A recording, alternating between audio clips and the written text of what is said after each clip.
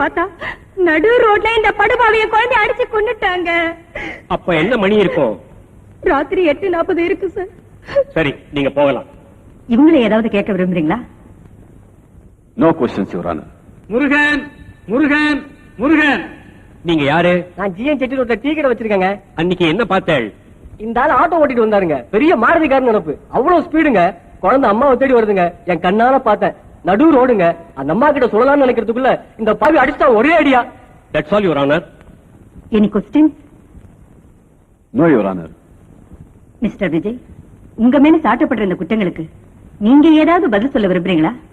Madam, நான் காலேஜ்ல படிச்சிட்டு இருக்கிற ஒரு ஸ்டூடெண்ட், ஒரு ஏழை.